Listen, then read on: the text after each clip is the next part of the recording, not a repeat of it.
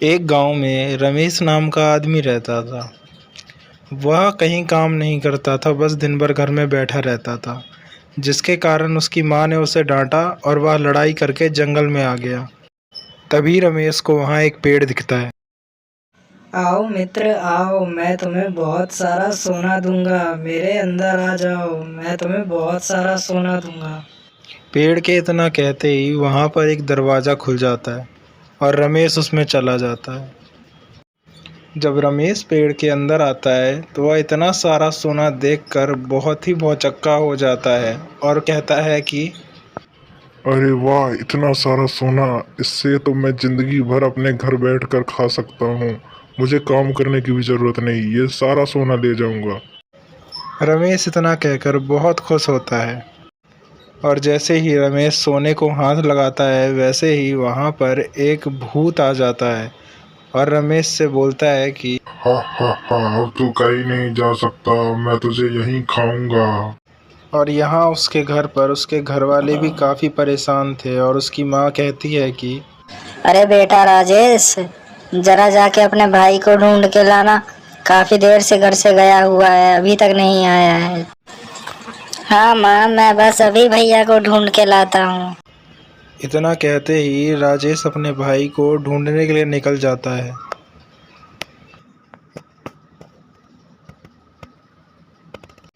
वह अपने भाई को बहुत ढूंढता है लेकिन उसका भाई उसे कहीं नहीं मिलता। और तभी उसे सामने से उसके भाई का दोस्त आता हुआ दिखता है। भैया, क्या आपने मेरे भाई को देखा है? वह सुबह घर से लड़ाई करके गया और अभी तक लौट के नहीं आया है। अरे हाँ हाँ बिल्कुल, मैंने उसे सुबह ही देखा था। वह जंगल की तरफ जा रहा था। इतना सुनते ही राजेश अपने भाई रमेश की खोज में जंगल की तरफ निकल जाता है।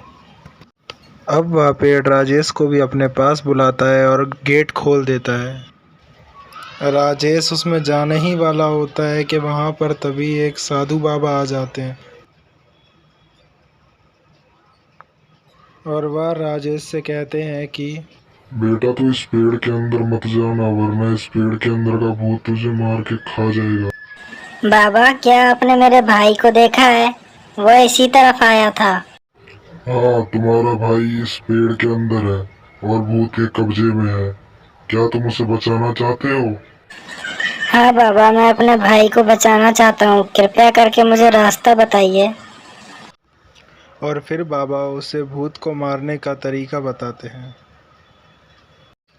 राजेश जैसे ही अंदर आता है वह सोने को देखकर उसके मन में लालच आ जाती है और वह सोने को ही देखने लग जाता है। लेकिन तभी उसे याद आता है बाबा की बातें और वह फिर अपने भाई को ढूंढने लगता है। तभी राजेश को उसका भाई दिखता है। वह बहुत ही उदास होता है। राजेश, तू यहाँ से भाग जा। तू यहाँ क्या करना है? वो भूत तुझे भी मार डालेगा। रमेश के इतना कहते ही चुड़ैल वहाँ पर आ जाती है।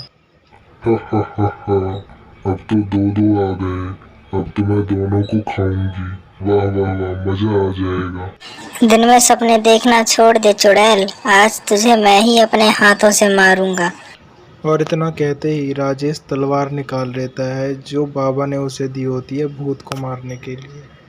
और इतना कहते ही वह तलवार चुड़ैल को मार देते हैं और वह चुड़ैल मर जाती है। चुड़ैल के मरने के बाद वह पेड़ भी गायब हो जाता है और राजेश और रमेश दोनों अपने घर चले जाते हैं।